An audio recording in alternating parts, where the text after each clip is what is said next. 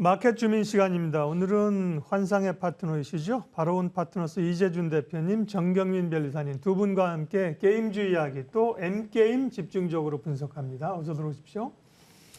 이 대표님, 최근에 이제 게임주들이 좀 관심이 높아져요. 이제 워낙 성장주들이 늘려 있다가 긴축 속도가 조금 둔화될 수 있다는 얘기도 있고 또 중국에서의 모멘텀이 좀 있습니까?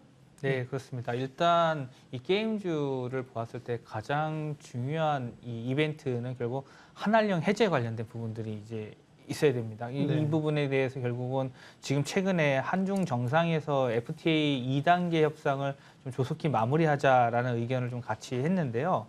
이 FTA 2단계 협상이라는 것은 한국 문화 콘텐츠를 포함해서 의료와 관광, 서비스 산업의 복경적인 이제 중국과의 관계, 무역 관계를 좀 더 개선시키자 이런 FTA를 좀 얘기를 합니다. 원래는 2015년 12월에 한중 FTA를 발표를 했는데요. 2년 이내에 서비스 투자 분야에 대한 추가 시장을 좀 개방하자. 그래서 2단계 후속에 대한 협상 진행에 대한 협정문을 규정했었습니다. 그런데 이 한국 이 사드 배치로 인해서 양국의 간의 이 갈등이 심화되면서 논의가 더 이상 진전되지 못했다라고 좀 보시면 될 것 같습니다. 근데 이번에 이제 한중 2단계 관련해서 이 FTA 2단계가 한알령 해제에 따른 기대감이 좀 높아질 것으로 좀 기대를 하고 있습니다.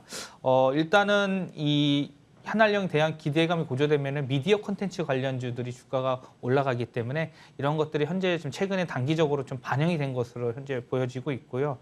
최근에 또 이 게임주 관련해서 중요한 모멘텀 중에 하나는 신작 모멘텀입니다. 이제 게임 개발사에서 이제 신작에 대한 출시에 대한 기대감들이 항상 이 주가에 선반영하는 경우들이 많은데요. 지스타가 또 있었죠. 그렇죠. 최근에 이제 지스타 2022가 있었는데 거기서 이제 주요 이 게임 신작 이슈들이 좀 나타났습니다. 뭐 크래프톤, 넷마블, 뭐 넥슨 코리아, 카카오 게임즈, 위메이드, 뭐 네오이즈 등 이제 관련해서 기업들이 올해 4분기와 내년에 이제 될 예정인 이 신작 게임들을 좀 소개한 부분들이 있었는데요.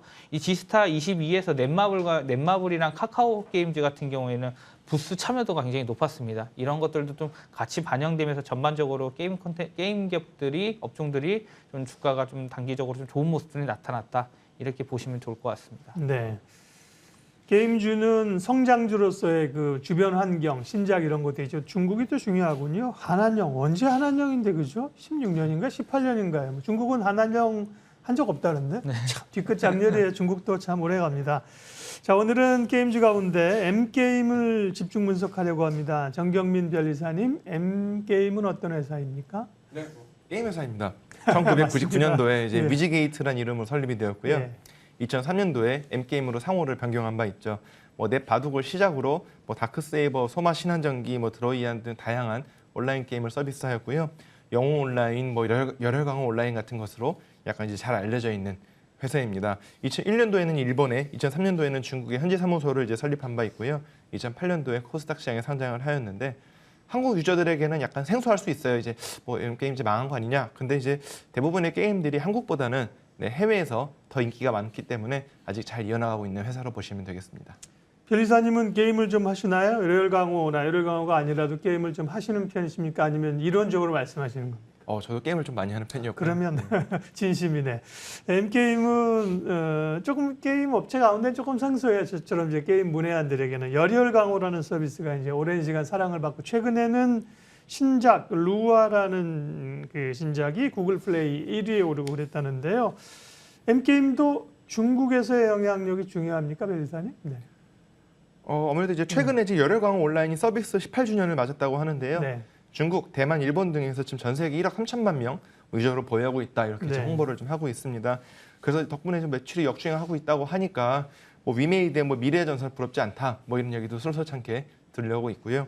그 외에도 방금 말씀 주신 루아라는 게임이 현재 뭐 그 세계 플랫폼에서 1등을 기록했다 이렇게 또 이제 기사도 나오고 했는데 특히 뭐 최근에 이제 뭐 오랜 기간 1등을 차지했던 뭐 탕탕 특공대, 뭐 최근 돌풍을 일으켰던 뭐 니케를 제치고 1위를 했었거든요. 이제 신규 게임이다 보니까 뭐 약간 속히 말하면 뭐 오픈빨이다 그런 게 좀 있어서 1등을 잠깐 했던 모양인데 현재는 다시 아래 순위로 밀려난 뭐 그런 상태로 보시면 되겠고 이 열혈강호 게임을 제외하고는 현재로서는 내세울 만한 어떤 신작은 없는 것으로 알고 있습니다. 이재준 대표님 아까 중국 얘기하셨는데 게임즈가 중국 관련하면 늘 얘기하는 게 이제 판호잖아요. 판호, 판매허가 뭐 이제 유통허가 이런 건데요. M게임도 판매 관련된 이슈가 있습니까? 네. 일단 이 판호 관련된, 판호 관련해서 중국 내에서 게임을 판매할 수 있는 허가권을 판호라고 하는데 네. 이 판호를 내자 판호랑 외자 판호로 나눕니다. 예. 이 내자 판호라는 것은 국내 게임의 이 개발사가 IP, 흔히 말하는 지적재산권이죠. 제공하고 중국 개발사가 개발하는 방식이고요. 무형자산을 제공하기 때문에 주로 이제 라이센싱 제공 방식으로 이제 매출이 발생한다라고 보시면 좋을 것 같고, 외자 판호 같은 경우에는 국내 게임에서 자체적으로 아예 개발을 다 완료를 하는 겁니다. 그리고 네. 나서 역시 직접 중국에 게임을 공급하는 건데 이 부분 방식은 또 라이센싱 제공 방식으로 한다라고 보시면 좋을 것 같습니다. 결국 M게임은 해외 법인을 설립하는 것보다는 이 해외 로컬 기업의 라이센싱을 통해 가지고 지금 매출을 발생시키고 있다라고 보시면 될 것 같고요. 일단은 이 열혈 광고가 이 온라인 서비스가 이제 뭐 앞서 한 18년 정도 됐다고 했는데 일단 신규 이용자에 대한 유입은 좀 약한 편입니다. 그런데 기존에 있었던 이 핵심 이용자층이 굉장히 두텁기 때문에 업데이트를 주기적으로 하면서 이 충성도, 게임 충성도가 상당히 높아진 상황이다라고 보시면 좋을 것 같고요. 중국에서는 사실 이제 판호를 잘 열어주지는 않습니다. 국내에서의 중국에서의 게임 사업을 좀 규제를 하는 편이고, 예. 그리고 또 해외에 있는 게임 기업들이 좀 들어오는 것을 좀 꺼려하는 부분들이 있거든요. 그렇기 때문에 잘 열어주지 않았는데 열혈 광고는 오랫동안 게임을 하다 보니까 오히려 신작 게임들이 이제 판호를 열어주지 않으니까 들어가지 못하는데 기존 게임들이 좀 수혜를 받았거든요. 그래서 N게임이 이런 부분들로 기존에 보유했던 게임들로 갖고 힘을 얻었다고 좀 판단이 되고요. 그리고 2019년도에 M게임은 중국 게임의 룸투게임즈를 통해서 열혈 강호의 IP를 공급한 레퍼런스가 있습니다. 그래서 이 모바일 게임 내자 판호 취득을 하면서 라이센싱 매출을 발생한 이력이 있다라고 보시면 될 것 같습니다. 그러니까 이제 외자 판호를 받는 기업들은 판호를 받기가 아직까지도 어려운 건데 중국 업체를 통해서 내자 판호는 그나마 조금 문턱이 낮죠. 예. 그러면 M게임은 중국 업체를 통해서 지금 내자 판호를 가지고 있다는 건가요? 그렇죠. 중국 게임 예. 룸투게임즈를 예. 통해서 하고 또 텐센트를 통해 가지고 네. 지금 현재 IP를 제공을 해 가지고 내자 판호 방식으로 좀 진행하고 있다라고 보시면 됩니다. 실적 체크하겠습니다. 지난주에 3분기 실적을 발표했는데 평가 좀 해주세요. 예, 그 올해 3분기 매출이 156억 발생을 했고요. 네. 그다음에 영업이익은 62억을 발생을 했습니다. 매출액 같은 경우에는 전분기 대비 15% 증가를 했고요. 그다음에 전년 동기 대비 14% 증가를 했습니다. 영업이익은 이 전분기 대비 59% 증가를 했고 전년 동기 대비 3% 증가를 했습니다. 영업이익률이 무려 40% 육박하게 기록을 했는데 결국은 앞서 말씀드렸던 이 라이센싱 방식 자체가 초기 자본 비용들이 많이 들어가지 않고 판매 로열티 방식으로 매출이 발생하는 구조이기 때문에 마진이 굉장히 높다라고 보시면 좋을 것 같고요. 그리고 2004년에 출시했던 이 열혈 강호 온라인이 2019년도에 이제 공성전 관련해서 대규모 업데이트를 이제 하게 되면서 이용자 수가 급격하게 증가를 했습니다. 그렇기 때문에 지금 4분기도 좀 기대되는 상황이다라고 보시면 될 것 같고요. 지난 10월 같은 경우에는 중국 현지 매출이 전년 동월 대비했었을 때 40% 이상 증가를 하면서 중국 내에서 최고 매출을 경신한 기록이 있습니다. 결국은 중국 관련해서 비즈니스에 대한 부분들이 결국 이 매출에 대한 변동폭을 굉장히 키울 수 있는 부분들이다라고 보시면 될 것 같고요. 11월에는 이제 중국에서 광군제 이벤트랑 연내 월드 추가를 하면서 대규모 업데이트를 순차적으로 하면서 지금 4분기에도 현재 시장에서는 실적이 좋을 것이다라는 좀 기대감이 현재 형성이 되어 있습니다. 지난 8월에 공시된 자료에 비하면 열혈 강호 온라인 원 서비스 계약이 연장 공시권이 나왔는데 2023년 3월부터 2026년 3월까지 총 계약금 1,816만 달러에 대한 3년 계약 체결을 했습니다. 이전 동기간의 계약 체결 연장권보다 4배 이상 좀 증가한 수치다라고 보시면은 현재 열혈 강호가 굉장히 높은 인기를 반영하고 있는 상황이다라고 보시면 될 것 같고요. 앞서 말씀 주셨던 루아도 지금 최근에 이 사전 예약 기간 동안은 100만 이상 넘는 참여자 기록하면서 흥행 예고를 좀 보여지고 있는데 11월 10일 출시 이후에는 뭐 앞서 이제 순위 관련된 걸 말씀 주셨으니까 다만 이 순조로운 출발을 진행하고 있지만 현재 상황은 또 조금 지지부진한 부분들도 있다라고 보시면 될 것 같습니다. 변리사님, M게임의 특허 현황은 어떤지 체크를 해주십시오. 네, 2012년도에 특허 출원을 시작해서 많이는 안 했고 한 8건 특허 네. 출원했고 그중에 4건이 등록되어 있네요. 출원된 건들을 좀 살펴보자면은 이제 서버, 뭐 데이터 처리, 컴퓨팅, 뭐 입출력 장치에 대한 특허도 있고 실시간 게임 서비스를 위한 연결 방법, 연결하기 위한 장치, 뭐 전자적으로 생성된 게임, 뭐 게임 캐릭터 이동 방법 이런 내용들이 주를 이루고 있습니다. 등록된 특허를 이제 한 건 살펴보자면은 2018년도에 출원돼서 2019년도에 등록된 특허인데요. 가상현실 게임에서 이제 빠르게 이동할 경우에 이제 멀미를 느낄 수 있는 그런 사람들이 많이 있기 때문에 시점을 뭐 3인칭으로 순간 전환시켜서 시점의 전환을 통해서 멀미를 좀 적게 만들겠다. 뭐 이런 최소화하는 것에 대한 특허입니다. 이렇게 이제 화면 제공 방법, 게임의 독특한 UI 이런 것들 이제 특허로 받는 것은 상당히 좋은 시도다 이렇게 볼 수 있는데 소프트웨어적이나 이제 알고리즘이 아니라 이제 외적으로 드러나는 화면 제어 방법은 나중에 등록이 잘 되었을 경우에 특허 침해 입증도 다소 용이하기 때문에 좋은 시도라 이렇게 볼 수 있을 것 같습니다. 그 외에도 이제 최근 10년간 게임 관련 특허 이제 동향을 좀 살펴봤는데요. 이제 뭐 게임이 특허가 적은 거는 별개로 실제로 특허 쪽이 많이 이제 나오고 있는 상황입니다. 게임 쪽에서 특히 뭐 NC나 넥슨 같은 뿐만이 아니라 유명한 해외 게임사들도 특허를 지금 많이 하고 있고요. 이제 일본이 가장 많은 특허 출원수로 이제 절반 정도 차지하고 있고 이어서 이제 미국이 40%, 한국이 6% 정도 지금 확인이 되고 있습니다.